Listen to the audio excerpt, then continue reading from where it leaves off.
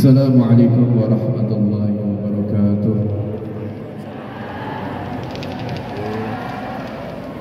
Alhamdulillah alladzi bi ni'matihi tatimmu shalihat wa bi dzikri habibihi Muhammad tatanazzalu rahmat wal fuyudan min rabbil bariyat wa nusalli wa nusallim ala sayyidina wa habibina wa syafi'ina wa qudwatina sayyidina Muhammad افتح باب رحمة الله عدد ما في علم الله صلاة وسلاما دائمين بدوام ملك الله وعلى آله وصحبه ومن والاه ولا حول ولا قوة إلا بالله. أما بعد، المحترمون معاشر الحبائب والعلماء الأعزاء, sekalian para habaib yang hadir pada malam hari ini, terutama Al-Habib Mustafa bin Muhammad Al-Jufri wal Habib Ali bin Muhammad Al-Jufri, begitu juga para alim ulama yang hadir pada malam hari ini, Kiai Helmi dan para sesepuh, bini sepuh, tokoh masyarakat, aparat pemerintah, seluruh jamaah al-khidmah yang hadir, dan juga bapak-bapak, ibu-ibu yang dimuliakan oleh Allah Subhanahu wa taala. Alhamdulillah wa syukurillah. Kalimat syukur yang senantiasa terucapkan di lidah kita menandakan begitu banyak kenikmatan Allah Subhanahu wa taala diberikan kepada kita. Hal tersebut merupakan satu karunia yang tidak ternilai harganya ketika kita dibukakan oleh Allah Subhanahu wa taala arti kasih sayang yang begitu dalam kepada hambanya. Bagaimana Allah Subhanahu wa taala menggerakkan hati kita, menggerakkan kaki kita untuk hadir di tempat yang penuh maghfirah ini, tempat yang penuh rahmat. Fa insyaallah kita tidak akan sia-sia keluar dari majlis ini. Dosa-dosa kita akan diampuni oleh Allah Subhanahu wa taala. Seluruh daripada hajat kita dikabulkan oleh Allah berkat Nabi Muhammad, berkat Syekh Abdul Qadir Al-Jailani, berkat guru kita Syekh Ahmad Asrari, dan mudah-mudahan Allah Subhanahu wa taala menutup usia kita dengan husnul khatimah. Amin ya rabbal alamin. Sehingga dengan begitulah kita memahami arti daripada sebuah majlis. Karena majlis ini bukan hanya sekedar kebetulan kita hadir di tempat ini. Kita hadir di tempat ini tidak ada kamus yang mengatakan kebetulan saya hadir lewat sehingga saya singgah di tempat ini. Tapi itu merupakan takdir Allah Subhanahu wa taala sebelum kita diciptakan oleh Allah. Maka takdir Allah yang terbaik untuk kita adalah kita yakini ketika kita ada di dalam majlis ini, Allah menginginkan kebaikan kepada diri kita. Hendaklah kita buka hati kita seluas-luasnya. Untuk apa? Untuk kita dicurahkan begitu banyak rahasia-rahasia dan karunia Allah. Kalau Allah Subhanahu wa taala sudah menuangkan rahmatnya kepada hamba itu, dia akan berubah. Yang dahulunya dia jauh kepada Allah, dia akan dekat kepada Allah. Yang dulunya dia tidak senang dengan majlis-majlis ilmu, majlis-majlis zikir, majlis-majlis salawat, sekarang dia semakin gandrung dan cinta kepada majlis-majlis tersebut. Yang dulunya tidak mengenal orang-orang saleh, tidak mengenal para aulia wa salihin, tidak tahu siapa Nabi Muhammad sallallahu alaihi wasallam, maka berkatnya beliau Syekh Ahmad Asrari, yang mana beliau sudah meninggal dunia, tapi sampai saat ini masih menyerukan kepada kita jamaahnya untuk selalu bisa mengetuk pintunya Allah di dalam munajat, di dalam zikir, di dalam doa-doa kita. Siapa yang mengajarkan itu semuanya? Berkat beliau yang sekarang di dalam alam kuburnya. Karena itulah di sini Allah Subhanahu wa taala mengenalkan kepada kita siapa sebenarnya mereka para aulia wassalihin. Mereka para aulia wassalihin adalah orang-orang pilihan Allah. Bukan hanya sekedar dengan amaliyah yang dia lakukan, tapi dia memang orang-orang yang dipilih oleh Allah untuk menjadi kekasih-kekasih Allah. Mudah-mudahan kita termasuk orang yang dipilih oleh Allah Subhanahu wa taala. Apa sih amalan yang dilakukan oleh mereka para awliya salihin sehingga mereka itu benar-benar terangkat dan diterima semua apa yang dilakukan olehnya, makbul indallah. Dan ini tidak gampang ma'asyiral hadirin.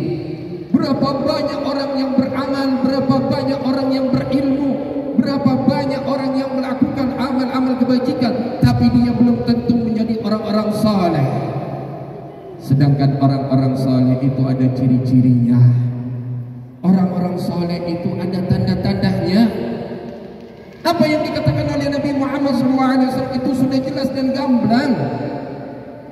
Coba dengar daripada hadisnya Nabi Muhammad SAW. Ada 3 ciri khusus dan inilah dasar menjadi orang itu saleh, menjadi orang itu auliyaillah. Katanya Rasulullah SAW, innal abdal ummati la yadkhuluna al-jannah bi kathratis salah wala siyam walakin bis sakhawatin nufus wa salamatis sudur wa bi kulli muslimin rahmah. Sesungguhnya para abdal, para aulia yang mana mereka adalah ibaratnya paku buminya yang ada di muka bumi ini. Walaulahu bainal anam la duktikatil ardu wal jibalu lartikari khati'ati. Katanya Imam Haddad, seandainya bukan karena mereka para awliya wassalihin, kekasih-kekasih Allah yang selalu dilihat oleh Allah, maka bumi ini akan dihancurkan oleh Allah Subhanahu wa taala karena begitu banyaknya dosa dan kemaksiatan yang dilakukan oleh manusia. Gunung-gunung sudah mulai demo, air sudah mulai meluap dari lautan, dan begitu juga begitu banyak musibah, angin puting beliung dan yang lainnya. Tapi berkatnya orang-orang saleh, para kekasih Allah, kita masih berada di muka bumi ini. Kita masih dirahmati oleh Allah. Makanya itulah kita mendapatkan kesempatan untuk mengenal lebih jauh mereka itu siapa sebenarnya. Abdalul umat, katanya Rasulullah, mereka itu tidak masuk surga karena banyaknya sholat, banyaknya puasa. Loh, berarti dia nggak sholat, nggak puasa? Bukan itu. Artinya ini ada kaitannya dengan bin nawafil, dengan yang sunnah-sunnah. Ya, mereka itu ibaratnya sedikitnya mereka itu banyaknya kita. Sedikitnya mereka itu banyaknya kita. Tahu nggak amalan-amalan mereka, ibadahnya? Oh, Masya Allah, nggak bisa kita mengikutinya. Kita kalau mengetahui bagaimana Syekh Abdul Qadir Jilani setiap harinya 1000 rakaat tiap malam itu. Kita tiap malam lihat sepak bola Piala Dunia, sudah selesai. Nggak mau jagungan duduk ngopi di warung dan yang lainnya. Subhanallah, tumakninah, lain jadi sholat, cepat-cepatan kepingin keluar. Itu Syekh Abdul Qadir 1000 rakaat. Fajr Muqaddam begitu juga 1000 rakaat. Imam Ali Zainal Abidin 1000 rakaat. Al-Habib Abdullah bin Husain Al-Tahir yang kita baca doanya ya Arhamar Rahimin di dalam munajat itu tiap harinya enggak lepas dari 25.000 la ilaha illallah tiap hari. 25.000 salat ala Nabi, bersalawat kepada Nabi Muhammad sallallahu alaihi wasallam. 25.000 ya Allah ya Allah, subhanallah. Belum amalan-amal yang lainnya. Setelah itu mereka mengatakan, ya Rabbi ma ma'na al-amal wa kasbuna kullu zalal lakin lana fika al-amal tuhyil 'idam ramah. Ya Allah, aku enggak memiliki amalan apapun, sedikit pun aku tidak memiliki. Padahal amalannya banyak. Amalannya banyak, tapi tidak menganggap dirinya sudah beramal.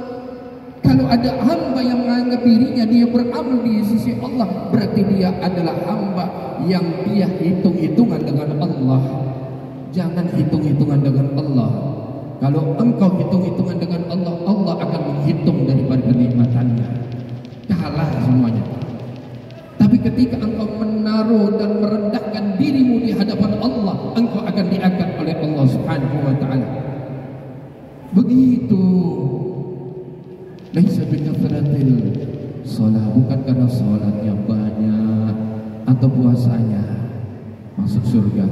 Walakin, akan tapi katanya Rasulullah, yang pertama amalannya, yang pertama bisalamatis sudur, hatinya bersih, enggak ada iri, enggak ada dengki, enggak ada ujub, enggak ada riya, enggak ada hubbud dunia, cinta kepada dunia, enggak ada suudzon, buruk sangka kepada orang muslimin. Bersih hati itu. Pantas mereka itu hatinya menjadikan ladang di mana Allah Subhanahu wa taala akan menaruh sir di dalam dirinya itu. Allah akan menetapkan orang-orang yang seperti ini adalah hati yang memang pantas mendapatkan ridhonya Allah Subhanahu wa taala. Ketika mendapatkan nadrah dari Allah Subhanahu wa taala, di mana Allah Subhanahu wa taala melihat hambanya hatinya bersih, dilihat oleh Allah, ini benar-benar hamba, diangkat. Meskipun amalannya tidak banyak, bisa mengalahkan dengan mujahadah yang dilakukan oleh orang-orang ahli ibadah. Ketika melihat hati orang itu bersih, pantaslah di situ layak untuk menerima daripada sir rahasianya Allah Subhanahu wa taala. Jadi di sini rahasia pertama, kalau kepingin menjadi orang soleh. Yang kedua apa itu? Yang kedua wasakhawatun nufus, jiwa yang dermawan, loman, sering membantu seseorang, enggak pelit, enggak kikir. Dia menganggap bahwasanya pemberiannya Allah Subhanahu wa taala ini hanya titipan yang dia harus salurkan kepada orang yang berhak menerimanya, dan dia tidak akan khawatir, pasti Allah akan menggantinya berlipat ganda. Dan itulah merupakan janji Allah Subhanahu wa taala melalui lisannya Rasulullah sallallahu alaihi wasallam, ma naqasa malun min sadaqatin bal yazdad. Tidak akan berkurang harta itu diinfakkan. Kalau kita kepingin kaya, infak. Meskipun berapa kita keluarkan untuk acara manakiban, untuk membantu orang, Allah nggak menilai besar atau kecilnya. Yang dinilai adalah usaha yang dilakukan oleh seseorang itu, di mana disinilah kesungguhan.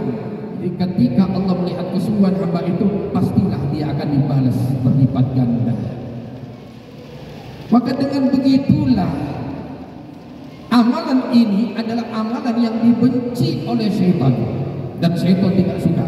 Kalau ada orang yang berusaha menginfakkan hartanya di jalan Allah, ada 70 syaitan yang berusaha menghalangi. Ini memang di dalam hadis. 70 syaitan, bukan satu syaitan lah. 70 syaitan menghalangi. Jangan sampai orang itu berinfak. Suatu saat Al-Habib Ali bin Muhammad Al-Habsyi itu di dalam majlisnya ini, ketika menerangkan hadis ini, bagaimana orang itu ketika mau bersedekah ada 70 syaitan yang menghalangi. Saking fadilahnya begitu besar di sisi Allah, tidak ingin orang itu mendapatkan pahala. Akhirnya ada orang yang di belakang duduk itu berdiri, ya Habib, saya akan mengalahkan 70 syaitan. Kecil begitu 70 syaitan. Ini orang sesumbar biasanya gitu pertama kali. Ya, belum tahu bagaimana sulitnya halangan rintangan ketika mengeluarkan daripada harta yang dimilikinya. Pasti saya, kaget. Benar kamu? Ya, saya akan mengeluarkan. Sekarang saya akan buktikan. Saya akan pulang ke rumah saya. Subhanallah, dia bergegas pulang ke rumahnya. Pulang ke rumahnya, masuk ke dapur, diambil itu beras, ya, disiapkan uang, kemudian mau dibawa keluar. Wah, saya ini berhasil di dalam hatinya. Saya akan tunjukkan, gak ada yang menghalangi saya. Setan pun saya akan lawan. Ketika kan mau keluar, bertemu dengan istrinya. Bertemu dengan istrinya, ditanya sama istrinya, wahai suamiku, mau kau bawa kemana itu beras? Ada uangnya lagi. Kita kan lebih butuh. Kenapa kau mau infakkan, mau keluarkan ke orang lain? Wahai istriku, jangan kau halangi. Saya ini berusaha untuk mengalahkan 70 syaitan. Iya, silakan, tapi kita lebih butuh. Jangan kamu halangi. Akhirnya tarik menarik itu, beras itu akhirnya jatuh, tumpah semuanya, gak jadi mengeluarkan sedekah. Subhanallah, dia kembali lagi dengan tangan kosong, gak ada bukti. Ini beratnya sedekah. Ketika sampai kembali kepada Habib Ali Habsyi, ditanya, gimana? Apa kamu sudah bisa mengalahkan 70 syaitan? Ya Habib, sebenarnya saya sudah bisa mengalahkan 70 syaitan. Tapi ketika saya mau keluar, ibunya syaitan datang menghalangi aku. Siapa itu? Istrinya. Ibunya syaitan itu. Jadi saya berusaha untuk gelut dengannya, kalah saya dengan ibunya syaitan. Subhanallah. Dari sinilah memang berat orang menjadi dermawan atau lapang dada, mudah membantu. Ada jiwa yang sosial, ini luar biasa. Ini jiwanya orang-orang kekasih-kekasih Allah. Yang ketiga ini yang disebutkan warahmatun bikulli muslim. Rahmat dengan setiap orang muslim. Sayang dan dia perhatian penuh. Saking sayangnya dia lebih mendahulukan urusan orang lain daripada dirinya.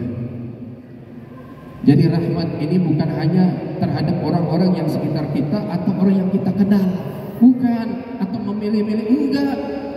Rahmat itu untuk siapa saja.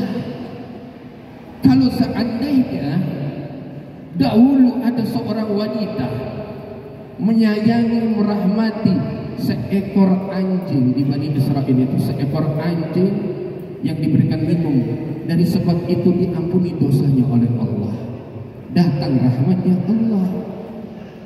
Begitu juga Imam Ghazali, penyebab daripada diampuni dosanya Imam Ghazali itu gara-gara suatu saat Imam Ghazali ketika di malam hari itu mengarang, tiba-tiba ada lalat meminum dari tinta yang dipakai untuk menulis karangannya Imam Ghazali. Dibiarkan aja sampai kenyang, kalau lalatnya itu terbang.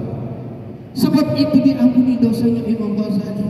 Kalau ini bisa dilakukan dengan binatang, apalagi rahmatnya kepada manusia, umatnya Nabi Muhammad, pasti pahalanya lebih besar lagi. Karena Allah mengatakan ar-rahimuna yarhamuhumur rahman tabaraka wa ta'ala irhamu man fil ardi yarhamkum man fis sama. Orang yang memiliki hati rahmat, memiliki kasih sayang itu akan disayang oleh Allah. Sayangilah siapa saja yang di muka bumi ini, niscaya yang ada di langit akan menyayangimu dan mendoakanmu supaya engkau mendapat rahmat Allah. Kisah terakhir menutup ini, bagaimana Syekh Abdul Qadir Jilani yang kita baca manaqibnya setiap acara di Al-Khidmah. Beliau itu saking rahmatnya kepada semua manusia, baik orang yang taat atau orang yang bermaksiat. Ketika pulang mengajar di pagi hari bersama murid-muridnya di perkampungan Baghdad, tahu Baghdad? Pinggirannya kota Bangkalan. Gak ada Baghdad di sini. Di kota Baghdad itu Irak, itu Syekh Abdul Qadir jalan menelusuri lorong-lorong itu, bertemu dengan seorang pemabuk. Ketika bertemu dengan seorang pemabuk dihadang, ya Abdul Qadir, berhenti sebentar, berhenti, nurut dengan orang pemabuk ini, Syekh Abdul Qadir Jilani. Murid-muridnya juga berhenti. Ya Abdul Qadir, Alisallahu Qadir, Wahai Abdul Qadir, bukankah Allah mampu? Dijawab oleh Abdul Qadir sambil tersenyum, "Naam, Allahu qadir." Allah mampu. Senyum si Abdul Qadir. Pertanyaan kedua, "Ya Abdul Qadir, alaihissallahu qadir?" Tersenyum lagi si Abdul Qadir Jailani. "Wahai Abdul Qadir, bukankah Allah maha mampu?" "Iya, Allah maha mampu." Senyum. Ini orang-orang yang hatinya rahmat itu mudah senyum, kan? Bukan merengut. Ya, kalau ketemu saudaranya merengut, nggak ada senyumnya, hati-hati ini. Termasuk orang-orang yang kurang rahmat. Berarti itu orang banyak hutangnya. Akhirnya senyum kedua kali. Yang ketiga ditanya lagi oleh pemabuk itu, "Ya Abdul Qadir, alaihissallahu biqadir." Wahai Abdul Qadir, bukankah Allah maha mampu? Menangis sejadi-jadinya Syekh Abdul Qadir Jailani, langsung sujud dan memohon kepada Allah Subhanahu wa taala untuk keselamatannya, supaya dia tidak merasa aman dengan rencana Allah. Heran murid-muridnya ini, padahal pertanyaannya, apakah Allah mampu? Ya mampu. Pertama, kedua kali, nggak tahu. Mungkin orang ini berbicara bukan hanya dengan lisannya, tapi dari hati ke hati masuk dan bisa dibaca oleh Syekh Abdul Qadir Jailani. Akhirnya setelah selesai Syekh Abdul Qadir bangkit dari tangisannya itu, menangis sejadi-jadinya Syekh Abdul Qadir Jailani. Katanya Syekh Abdul Qadir Jailani, "Orang ini bawa mandikan, gantikan pakaiannya, hormati dia sebagaimana yang lainnya." Kemudian tanya muridnya, "Ya Syekh, sebenarnya saya ini bingung dari pertanyaan dan jawaban yang diajukan oleh orang itu." "Ya, tadi itu orang itu bertanya, wahai Abdul Qadir, apakah Allah mampu untuk menjadikan aku orang yang bertobat di jalannya?" Katanya Syekh Abdul Qadir, "Senang, orang ini ada etikat baik untuk bertobat." "Naam, Allah qadir." Senyum Syekh Abdul Qadir Jailani, "Ya, Allah mampu." Yang kedua, "Ya Abdul Qadir, apakah Allah mampu menjadikan aku sepertimu?" Orang ini kepingin menjadi seperti Syekh Abdul Qadir Jailani. Pintunya Allah, kedermawanan Allah, dan Allah masih ada, pasti Allah akan memberikan. Ya, Allah maha mampu untuk menjadikanmu seperti aku. Itu enggak sombong. Padahal Syekh Abdul Qadir tingkat kewaliannya Sultanul Aulia tinggi. Padahal dia seorang ulama besar, tapi enggak sombong. Ya, Allah mampu. Yang ketiga, mau bikin Syekh Abdul Qadir menangis. "Wahai Abdul Qadir, apakah Allah mampu menjadikan engkau seperti aku sebagai seorang pemabuk?" Nangis gitu, takut Syekh Abdul Qadir Jailani, gemetar di hadapan Allah Subhanahu wa taala. Ya, Allah mampu menjadikan aku seperti engkau.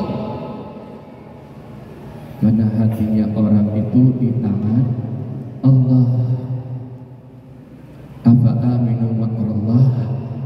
Apakah orang masih merasa aman dengan rencana Allah? Nggak tahu. Kita sekarang begini, besok bagaimana kita nggak tahu.